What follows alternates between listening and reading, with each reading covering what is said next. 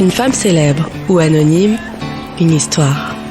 Parole de femme, un podcast réalisé en partenariat avec Skoda. Parole de femme.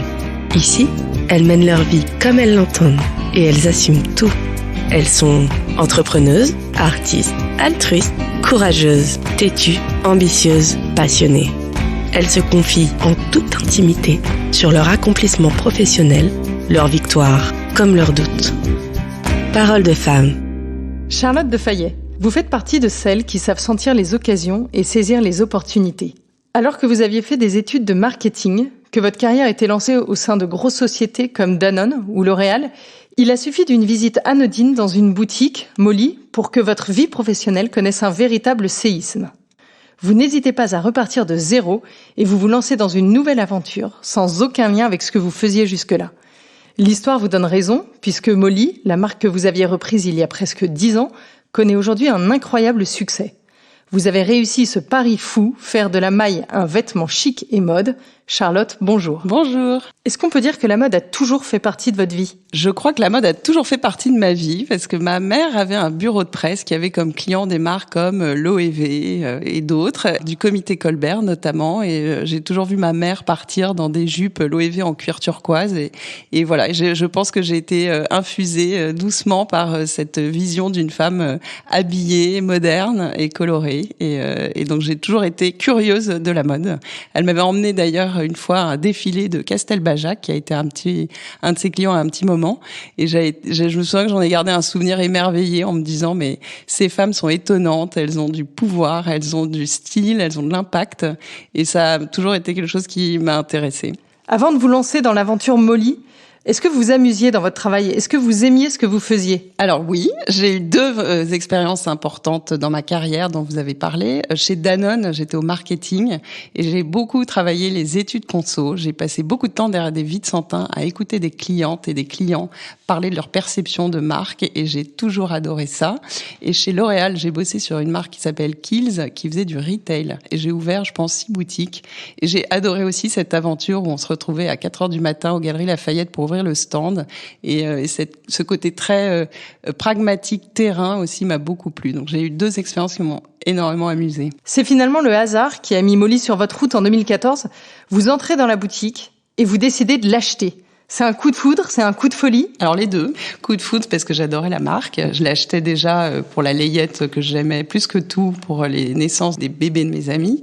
Coup de folie, en fait quand j'ai poussé la porte, je pensais pas la racheter, pour être honnête. Je voulais aider la marque à se développer, et j'ai découvert qu'il n'y avait plus d'équipe, plus personne.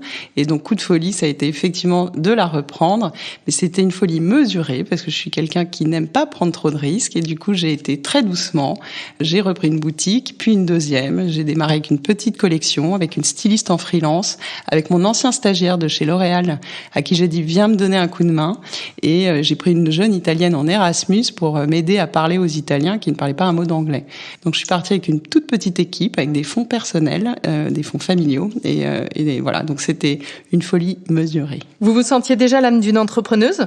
Ou vous avez découvert une facette de votre personnalité que vous ignoriez ? Chez Kiehl's, je crois que j'ai découvert un peu un côté entrepreneur, parce que c'était une marque un peu particulière en fait au sein de l'entreprise, parce qu'on était une toute petite équipe avec beaucoup moins de réunions, etc. que sur les grosses marques du pôle luxe. On m'avait aussi confié le lancement d'une brosse pour le visage, et j'ai tout monté from scratch, ce qui a commencé à me titiller, à me donner envie en fait de me lancer pour moi. Vous étiez dans quel état d'esprit devant une entreprise en déclin qu'il fallait redynamiser ? Alors la chance que j'ai eue, c'est que j'ai récupéré entre guillemets une marque qui avait un très joli logo, quelques ateliers mais qui n'étaient pas les siens, qui avaient ce savoir-faire extraordinaire, mais il n'y avait plus d'équipe. Voilà, je suis partie avec une page blanche, et ça c'est plutôt facile, j'ai envie de dire, parce que j'ai pas hérité en fait d'une grosse structure qu'il fallait redresser. La structure n'existait plus. J'ai repris 2 boutiques, les vendeuses voulaient partir, sont parties, et donc j'ai pu remettre en place en fait tout le nouveau Molly. C'est pas un peu compliqué de se faire une place dans la mode quand on est une jeune marque indépendante ? C'est un monde terriblement concurrentiel. À l'époque, Instagram n'était pas aussi puissant qu'aujourd'hui.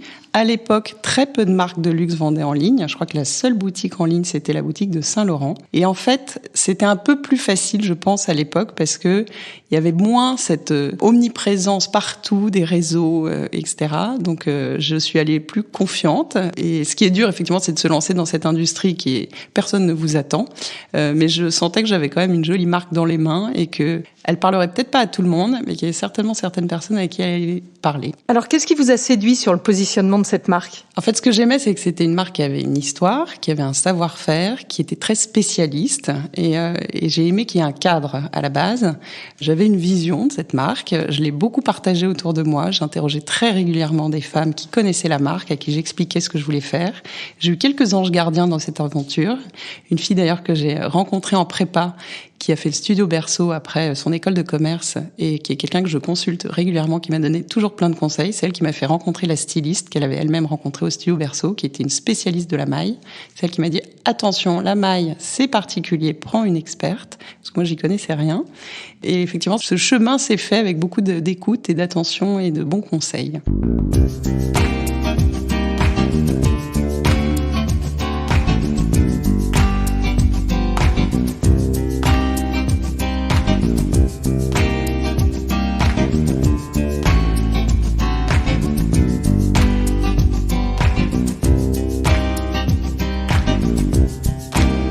Vous avez dû faire une formation à l'Institut français de la mode. Ça fait quoi de découvrir un nouveau métier ? J'ai découvert, j'étais fan de la maille, ça je ne le savais pas.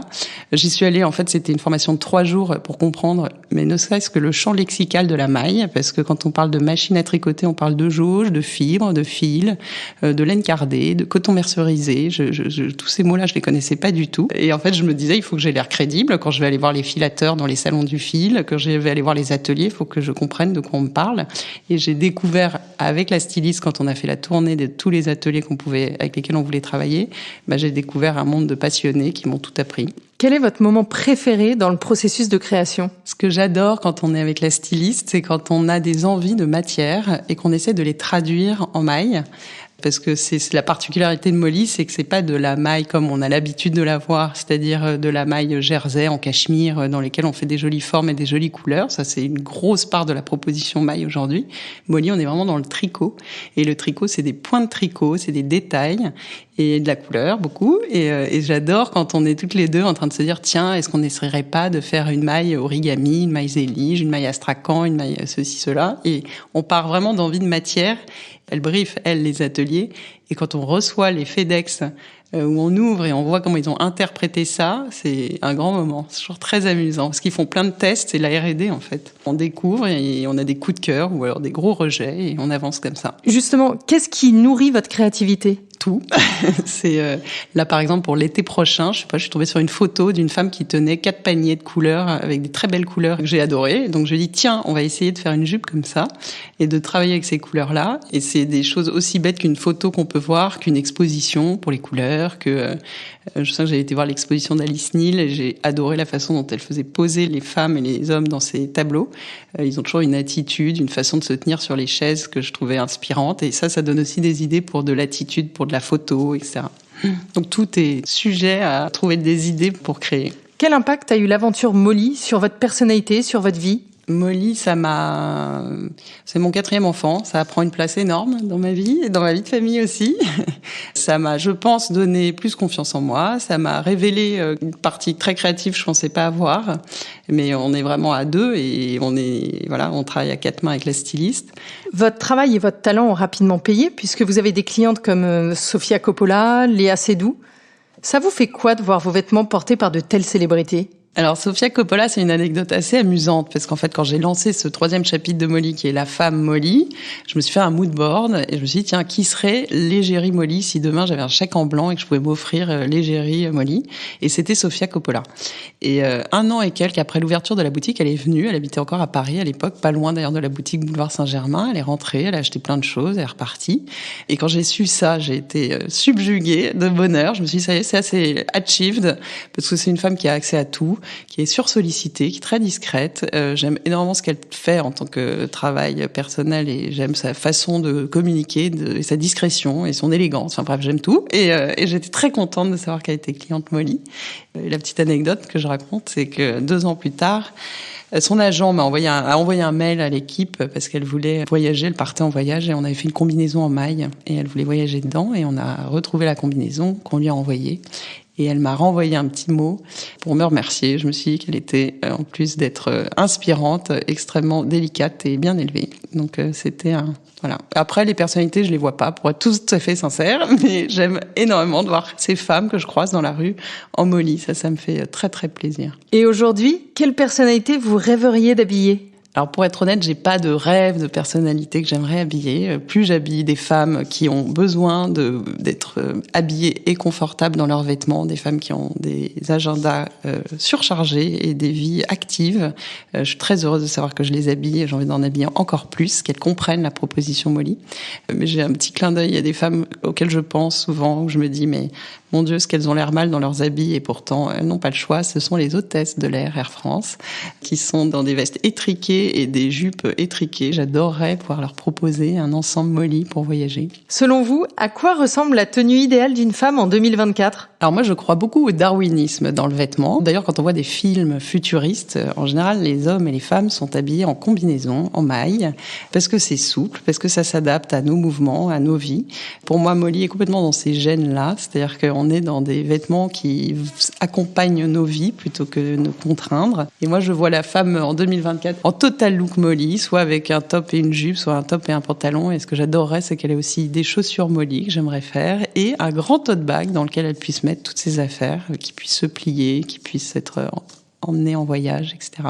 Alors on peut dire que vous êtes plus mode ou plus style ? C'est une histoire d'association, dans le fond. On fait une proposition avec Molly, mais après, à chaque femme de mettre ses chaussures, d'associer les couleurs comme elle l'entend.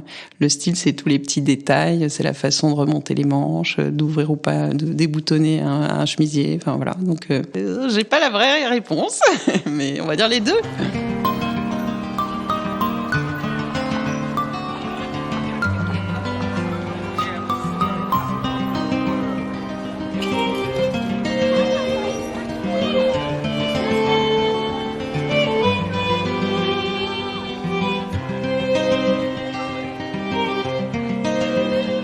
Charlotte, vous avez remporté le prix du public lors de la grande finale du prix Business with Attitude de Madame Figaro. Ça représente quoi pour vous ? Ce prix, ça a représenté beaucoup de joie et de fierté pour l'équipe notamment. Il y avait 5 personnes dans le public de l'équipe. Quand j'ai reçu le prix et qu'on a été applaudis, on les applaudissait elles aussi. J'étais très contente de revenir avec ce prix pour montrer que le travail qu'on faisait de femmes, de passionnées, était reconnu par un prestigieux magazine. En 2024, vous fêterez vos 10 ans à la tête de Molly. Vous les voyez comment les 10 prochaines années ? Je les vois avec toujours une belle croissance, sans excitation, j'ai envie de dire. J'ai pas envie de courir le monde. J'ai envie que les choses se fassent progressivement, naturellement, avec des belles rencontres qui donneront peut-être des belles collaborations. J'ai envie d'ouvrir un petit peu plus de boutiques, des petits écrins dans lesquels les femmes pourront découvrir en vrai les vêtements et qu'après elles puissent acheter en ligne, parce que c'est un vêtement très facile à acheter ensuite en ligne.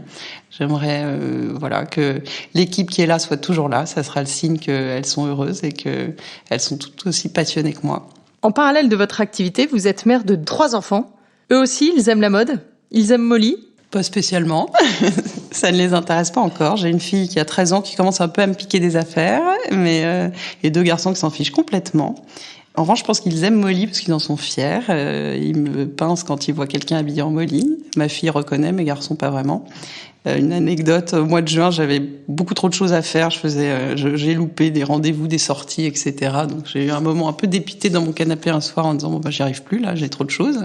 Je prenais le métro dans le mauvais sens. Enfin vraiment le moment où on voit qu'on a trop de choses dans la tête. Et là mon fils, donc je lui dis je crois que là je suis submergée. Il me dit mais maman, tu as remporté ce prix, il sait plus lequel, mais en tout cas j'avais ramené la Coupe du Monde à la maison pratiquement. Et il était tellement fier. Et c'est marrant, c'est là que je me suis rendu compte qu'en fait ce prix, et même pour eux, enfants, ça a été Ils étaient très fiers, quoi. Ils ont 10 ans et 5 ans, donc je pense qu'ils ne savent pas ce qu'est le Madame Figaro, mais ils étaient quand même très très fiers pour moi. Et pour le reste de la famille, vous êtes un peu devenue la styliste attitrée ? Non, elles ont leur goût, elles sont très sponsors de Molly. J'aime beaucoup voir ce qu'elles choisissent, parce qu'elles ont des styles différents, et ça me rassure de me dire que je m'adresse à des femmes qui n'ont pas le même style que moi. Ce qui me fait plaisir, c'est qu'elles me disent toujours, quand elles mettent du Molly, elles ont des compliments, et ça c'est ma plus grande fierté. Vous êtes assez discrète sur les réseaux sociaux.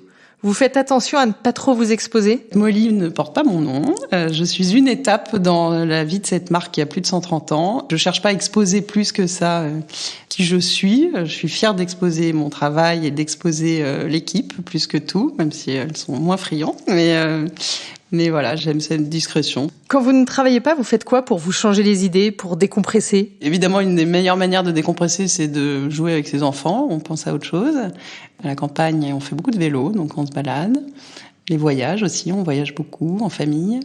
On a des bons moments familiaux. Je pense que c'est là qu'on est on décompresse le plus. Chez Molly, quel a été le moment le plus difficile ? Un des moments que je trouve le plus compliqué, c'est quand le Covid est arrivé, qu'il a fallu fermer les boutiques. Je me souviens que les 10 premiers jours, j'étais vraiment très, très, très perturbée.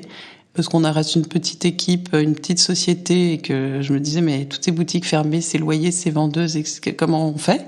Et je me souviens très bien de l'intervention de notre ministre de l'économie qui nous a dit « Vous serez aidés », ça a tout changé. Mais avant était très très perturbant et très stressant. Vous avez le souvenir d'une anecdote rigolote, par exemple en boutique ? L'anecdote de Sofia Coppola, moi, je la mets quand même dans les moments les plus étonnants, parce que vraiment je l'avais punaisée dans ce moodboard un an avant, et qu'elle soit dans la boutique. Et d'ailleurs je me souviens de la vendeuse m'appelant en chuchotant, en disant « Il y a Sofia Coppola, qu'est-ce que je fais ?» J'ai dit « Mais ne fais rien ». Voilà, on la remerciera plus tard. Et voilà, c'était un joli moment. Est-ce qu'il y a un moment dans votre carrière où vous avez douté, où vous avez eu envie d'abandonner, où la marche était trop haute ? D'abandonner, non, parce qu'il n'y a jamais eu de signaux dramatiques obligeant à arrêter. Enfin, à partir du moment où une marque se développe de façon raisonnable, raisonnée, l'entreprise est saine financièrement. Après, oui, c'est dur, l'entrepreneuriat, c'est le roller coaster, c'est des hauts et des bas, mais finalement, on retient plus le haut et la trajectoire de fond qui reste quand même une trajectoire qui monte. Dans votre parcours, qu'est-ce qui vous rend la plus fière ? Moi, la fierté, c'est quand je vois ces femmes que je croise dans la rue en Molly. Ça, je suis très contente. Ça me fait plaisir parce que je me dis, c'est pas la mode pour les moodboards et les photos, c'est la mode pour la vie et pour les femmes et pour... on est du côté des femmes. Voilà. Et je me dis, c'est ça ma fierté. Ça sert à certaines. Voilà. Jusque-là, quel a été votre plus gros défi ? Alors, le gros défi dans l'industrie, en tout cas vu le positionnement de la marque, c'est d'avoir des produits de belle qualité. C'est vrai que c'est un vrai défi parce que ça demande beaucoup de temps, c'est très exigeant, mais je veux être absolument, que ce soit toujours parfait. Donc c'est ça le défi, de tenir à cette image que la marque a. Et aujourd'hui, quel est votre prochain Everest ? Alors moi, j'aimerais beaucoup qu'on se développe aux États-Unis. Ça va être mon chantier des mois, des années à venir. C'est un marché très grand, avec des femmes très habituées à acheter en ligne. Il y a quelques endroits assez identifiés où les femmes peuvent comprendre ce qu'est la marque et devenir aussi des fans, comme on a ce fan club parisien, mais aussi en Belgique, en Suisse, en Corée ou au Japon. Et je sais que le marché est grand et voilà, il a un vrai potentiel. Vous avez un mantra qui vous guide au quotidien ? Alors moi, la phrase de base que j'ai, c'est « qui ne tente rien n'a rien ». Donc, faut tenter. Voilà, il n'y a pas de raison de ne pas essayer. C'est ce que je disais l'autre jour aux femmes qui hésitaient à postuler au prix. Je disais « mais en fait, il n'y a rien à perdre, donc allez-y ».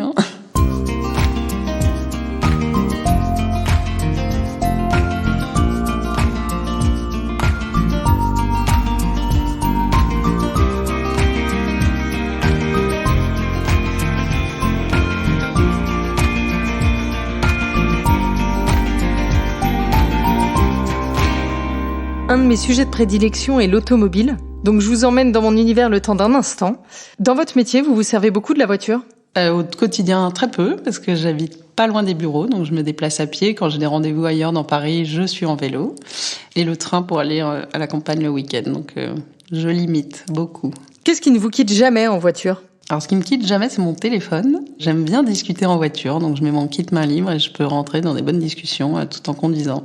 quel est votre meilleur souvenir automobile ? Alors j'adore quand on va dans le sud de l'Italie, voir les ateliers qui sont dans les Pouilles. On loue une petite voiture italienne et on est brinque-ballé sur les routes des Pouilles et c'est des très bons souvenirs. À l'inverse, quel est votre pire moment en voiture ? Quand j'étais petite, je pense que je suis pas la seule, j'ai un très mauvais souvenir de mon père qui fumait dans sa Renault 25 et ça sentait pas très bon. Alors au volant, vous êtes plutôt zen, énervé, vous chantez, vous écoutez de la musique, des podcasts ? Je conduis peu dans la ville, donc je suis peu confrontée à l'agressivité qu'il peut y avoir dans des villes comme Paris au volant. Donc quand je roule, c'est plutôt pour des longs trajets sur des autoroutes et là j'écoute des podcasts ou j'écoute de la musique. C'est plutôt des bons moments et je suis plutôt détendue. Et pour finir, comme le veut la tradition de Parole de Femme, Charlotte, on part en road trip. Vous nous emmenez où ? Alors je vous emmène au nord de l'Argentine, dans la région de Salta, qui est une région magnifique, sur l'altiplano. J'ai des souvenirs extraordinaires et voilà, c'est un vrai road trip. Le voyage, la voiture, la musique et les fenêtres ouvertes et le paysage autour de vous. Charlotte, au revoir et un grand merci pour ce moment ultra stylé. Merci à vous Clémence. C'était Parole de Femme, un podcast réalisé en partenariat avec Skoda. À chaque épisode, une femme célèbre ou anonyme, une histoire. Ici, elles mènent leur vie comme elles l'entendent et elles assument tout. Elles se confient en toute intimité sur leur accomplissement professionnel, leurs victoires comme leurs doutes. Parole de Femme,